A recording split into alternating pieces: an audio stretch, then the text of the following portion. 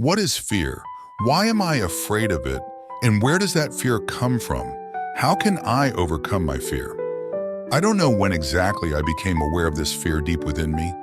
Perhaps in a past life, I did something wrong or committed a sin against someone.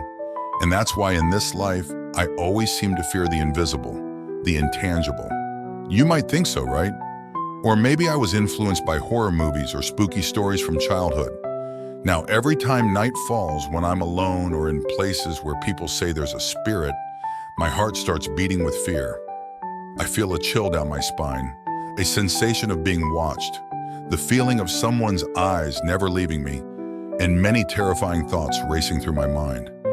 As time passed, I grew up and lived my everyday life. I started a family and had a daughter. I thought I was matured, experienced some aspects of life, or perhaps I got too busy with work, slowly forgetting everything. Then one day a loved one on my wife's side passed away suddenly, still too young. At that moment I didn't know why, but I started feeling afraid again. I locked myself in the room, even with someone beside me I was still scared. This fear came from within me, I thought. I couldn't sleep well, and I didn't know how to deal with it. Sharing with family seemed embarrassing for me, as I am a man. So I decided to move to another place to work, staying at that workshop to somehow forget the fear. Looking back, I feel ashamed of myself for seeming to run away. As time went by, the fear somewhat subsided. Life went on and I continued to work, relying more on alcohol to sleep. But those instances of alcohol abuse became almost a daily habit. Despite going through life's ups and downs, I thought there would be peace. Then one day, my wife fell ill with a strange disease, the kind of illness that people in my hometown call being haunted by a spirit. My wife gradually lost her senses and behaved like a 3-year-old. I was overwhelmed. Almost 20 days passed, and I couldn't close my eyes. The fear grew, and I felt exhausted. Our relatives tried everything, but they couldn't find the cause. So they turned to spiritual rituals performed by those considered to be mediums. But my wife's condition didn't improve. I decided to take her to a larger hospital in a nearby province. At that time, my wife was having seizures. The doctors there said she might survive, but she would be in a vegetative state. They said she had a virus in her brain. I felt almost collapsed. Everything in my life seemed to be going wrong. And then I began to turn to spirituality. I prayed, silently begging, "Oh, great Buddhas and Bodhisattvas, please show me the way. What should I do? Is this how my life should be? Please show me a way out." You know, I never believed in spirituality or saints before, but then I went to a temple near the hospital and stood before the statue of Avalokiteshvara Bodhisattva, praying sincerely, asking for guidance to save my young wife.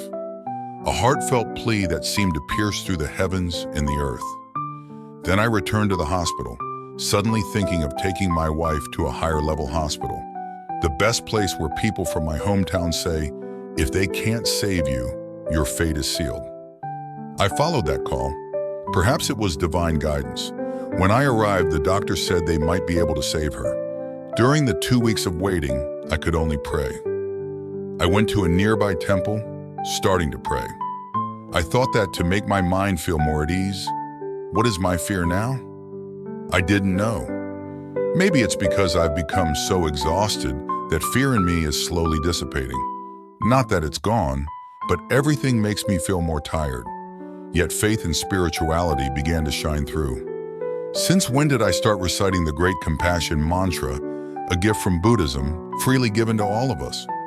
Every day I sat under the trees in the hospital courtyard, sometimes in the hospital's altar area, surrounded by statues of Buddha, Bodhisattvas, Jesus Christ, Mother Mary, mostly for the families of patients to send their prayers when they don't know who else to turn to.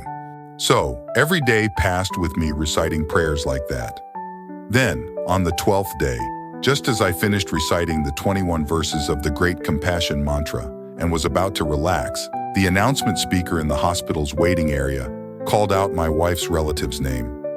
I jerked up, feeling a mix of joy and worry, and hurried to my wife's room. There she was, awake, asking me a few questions, starting to tell me to help her sit up. She was fine, and I couldn't believe how I felt, a mixture of happiness and surprise. Through all of this, I began to have faith, seeking and reading more scriptures, feeling like I had a place to turn to whenever I felt lost in life.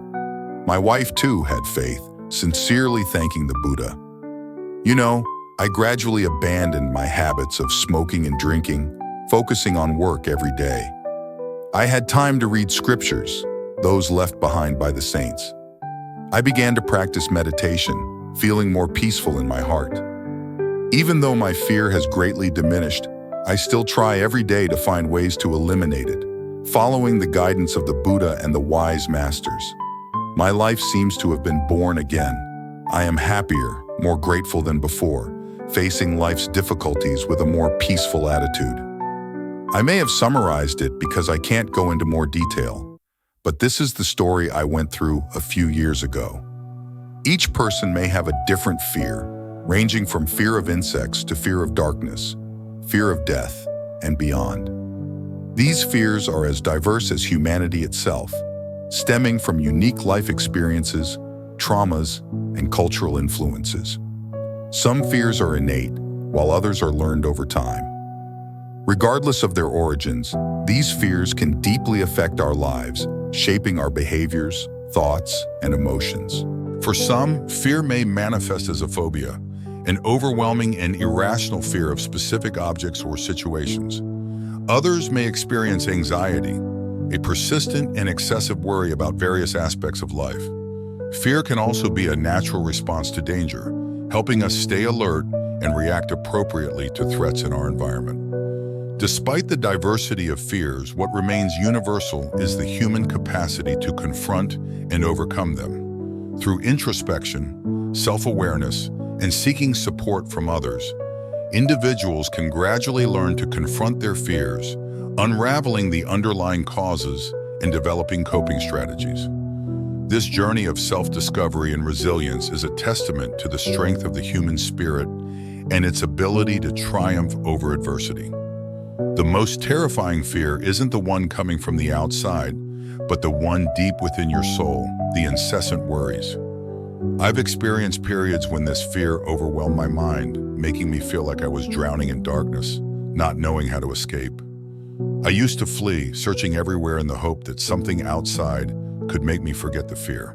But the reality is that running away doesn't make the fear disappear. But after months of searching and experiencing, I was fortunate to find the path of spiritual guidance.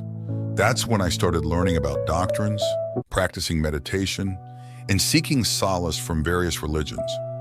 Through this, I learned how to confront fear, not by running away, but by facing it head-on and accepting it. In this way, I learned to create a space within myself where fear no longer dominates, but instead, there is faith and peace. The key is not to eradicate fear entirely, but to learn to live in harmony with it and let it become a part of life without controlling your life. What about you? What is your fear? Perhaps we are not alike, but we all share the same feeling of fear, don't we? Leave a comment if you like my story. In the next video, I will share with you how to face fear every day, and I am also on the path to breaking down that door of fear. If you like it, let me know so I can have more motivation to share stories and how I learn so that we can all find our spiritual food and sanctuary to walk peacefully in this life.